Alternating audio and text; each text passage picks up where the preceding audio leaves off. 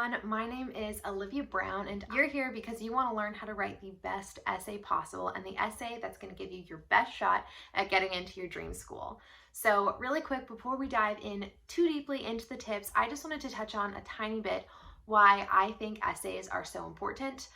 More than anything, I think it's important to remember that colleges, not only are you looking for the right college for you, but colleges are looking for the right students for them. It's this two-way street that I think is really easy to forget about. And when you're applying to colleges and when you're writing your essays, you want to be as authentic to you as possible.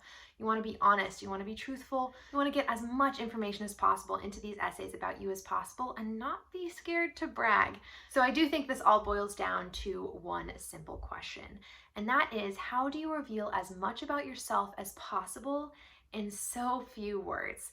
And throughout these videos, I really just do want to take a deep dive into one of my essays and the things that I did to really give me my best chance at getting into my dream school. So without further ado, let's just jump into it. So now I'm going to read you the first paragraph of my first essay, and we are going to dissect it, take it apart, and learn everything that I think you should be doing and incorporating into your college essay.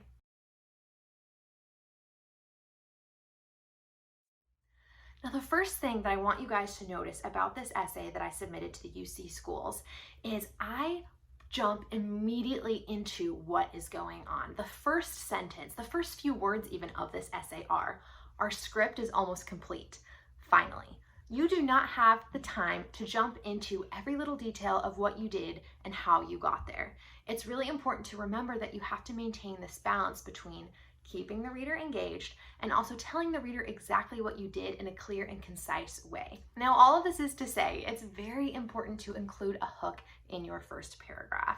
The beginning of your essays and the ends of your essays is going to be the time that you can take the most creative liberty, because no matter what you're talking about, it's really important that the college admissions counselor thinks you're interesting, thinks you've accomplished something, and is going to remember you after reading your essays. So when I use this hook, "Our script is almost complete, finally," you're already like, whoa, what's this girl capable of? She wrote a script. Who did she write the script with? How did she get there? And I leave this taste in your mouth thinking like, oh wow, there's definitely more to this and I want to hear about it. Then I follow up this hook, because if I just said "Our script is complete, finally," and then started talking about everything that I did in high school or everything that I did in this educational opportunity, it wouldn't make a ton of sense. So I backtrack a little bit. Then I say, "We've struggled for almost a year with how to create dynamic characters, compose a musical score, and construct a set that accommodates screens which shows social media accounts concurrently with the plot." In one sentence, I have already told you so much that I am capable of. You guys already know that I wrote a musical score. How impressive. You guys already know that I wrote a script. How impressive. That I'm able to work in a team, that I have social media knowledge. And I know this is going to sound a lot like me bragging, but more than anything, you guys have to be okay with hyping yourselves up. College counselors want to see what you have done, what you are capable of, and the only way to do that is to be completely transparent and be completely okay with bragging a little bit in your essay. So that's my second tip, is be okay to brag. Say, wow, I've accomplished this really great thing, and I want to share it with the admissions counselors, all right? So I've hooked you, I've told you why I'm a great candidate without giving too many details. You're still interested. What's next? Let's take this a little bit further. We have decided to call the play Profile because it explores the life of modern-day high school students who hide behind the facade of their over-idealized social media accounts. Now, this sentence, while it might not seem like very much of anything, there's a lot to it, because I'm actually telling you, I'm showing you that I have a deeper understanding of some social issues that are currently happening.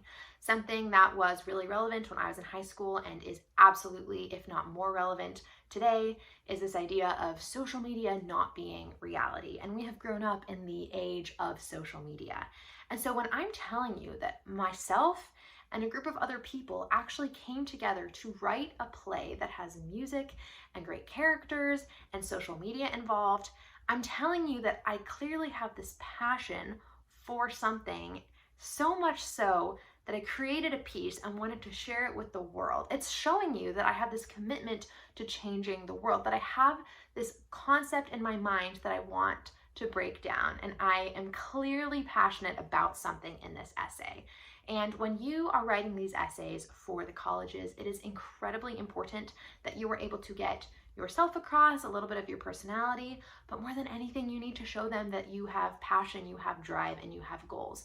And so when I'm able to say that we created this work about high school students and what they're struggling with and how we hide behind social media, I'm telling you that I am a deep thinker. And that is incredibly important when you are applying to these colleges. Some other great suggestions when it comes to hooks and grabbing your reader in that first section of the essay is using metaphors, using similes, taking a reference from a different time in history, or referencing the past, or referencing something that you did in your lifetime, using a quote. There's so many different things that you could do. I will say that quotes are definitely used a lot. So if you decide to go that route when it comes to hooking your reader, just, keep it in mind that you should probably do it a little more creatively if you can. So I think that is all I have to say about my first paragraph, grabbing the reader, really telling them exactly who I am and what I've accomplished. So now it's time to get into the meat of the essay. All right, so as we approach the middle of the essay, something that I always tell people, it is important never to lose sight of the question. Now, I fortunately have had quite a bit of experience counseling high school students with their college essays, and something that I have found again and again and again is the first paragraph of students' essays tends to perfectly answer the question. It's, okay, this is the issue. This is what I want you to tell me about. This is what the question wants to hear. But then as you get deeper into your essay, it's easy to very quickly lose sight of what the question is actually asking because you're so invested in the story that you want to tell. And there is nothing wrong with that. The things that you have accomplished in your lifetime are so important and so valid.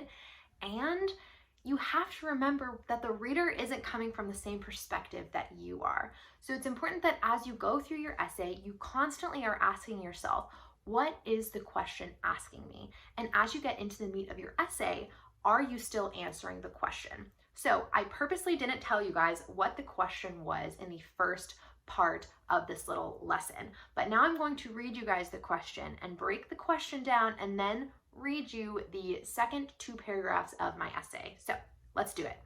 The question says, describe how you've taken advantage of a significant educational opportunity or worked to overcome an educational barrier you have faced. Now, it's so easy to read this question super quickly and say, all right, what is an educational barrier that I have dealt with? But it's not the question at all. It's so easy to combine these two things, when in reality, there's actually 2 questions here, and you get to pick which one you want to talk about, all right? One of the questions is, how have you taken advantage of a significant educational opportunity? The next question is, how did you overcome an educational barrier you have faced? It doesn't say and, it says or. Now, for my purposes, I have chosen to answer the first part of this question, okay? I answer very thoroughly how I took advantage of a significant educational opportunity, and that is all that I'm going to be focusing on. However, many students will probably be focusing on the latter portion. And as you continue throughout your essay, remember, you have to keep asking yourself, what was the question, all right? So moving forward with my essay, you guys have heard the question, and I am only focusing on how I took advantage of a significant educational opportunity. So let's dive into it. I'm going to read you now the next 2 paragraphs, and I really want you to think about how I'm answering that question.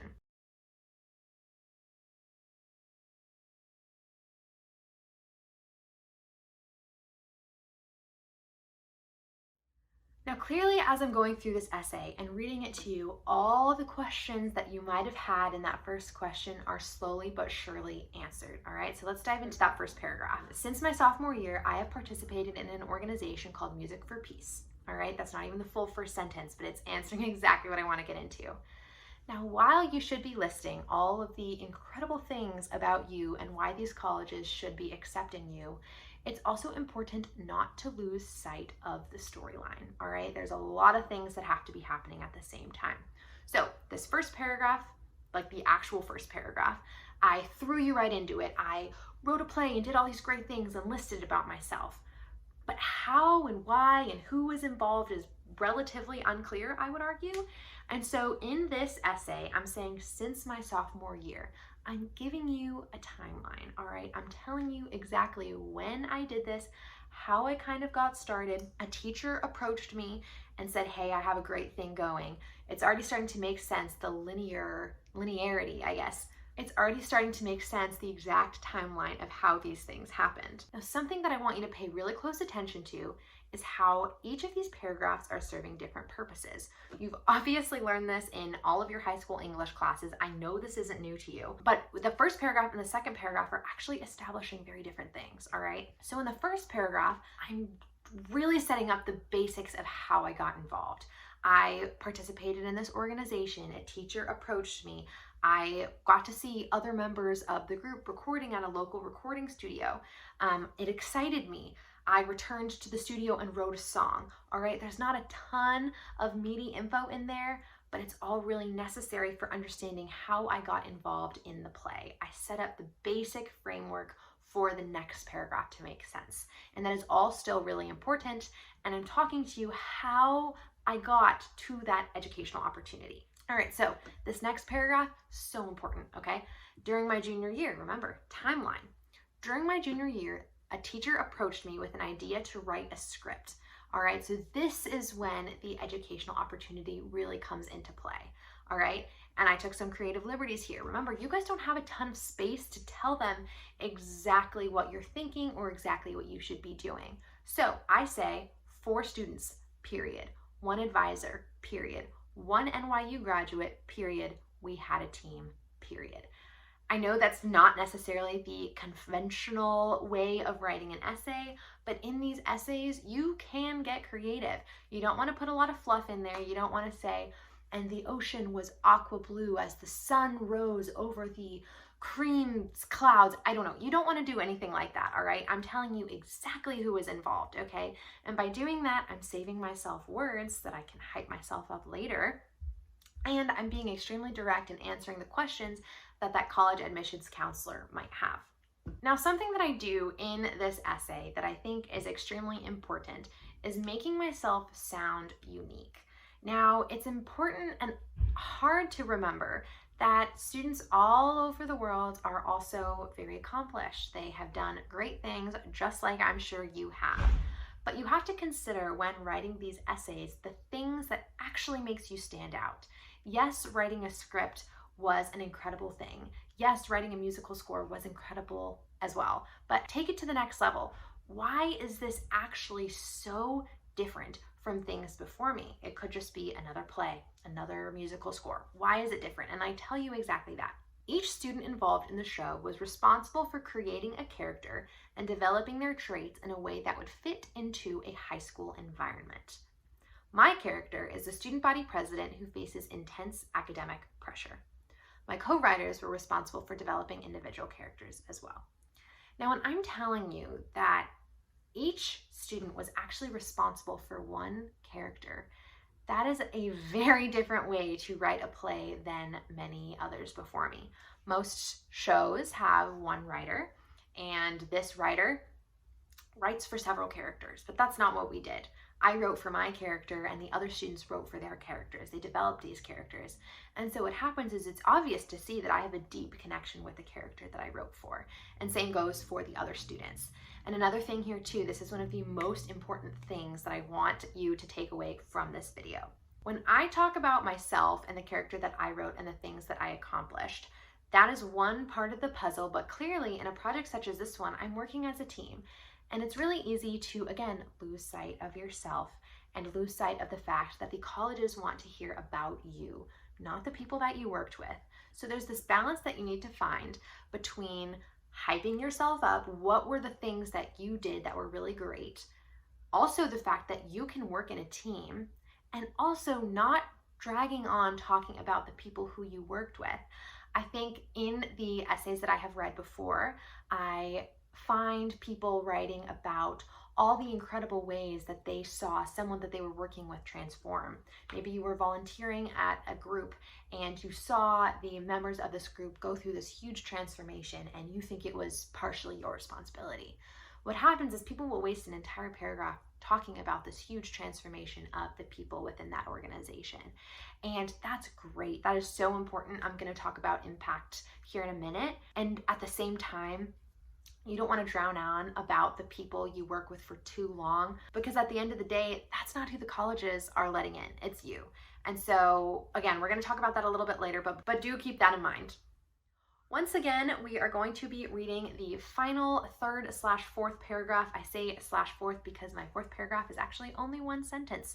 Again, an example of taking creative liberties in these essays. So now I'm going to read them to you. And again, we are going to break them down. And I want to show you exactly how to leave your reader with a great taste in their mouth. So let's just read it.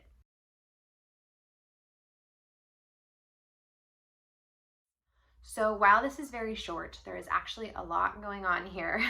A lot of calculated thought went into this.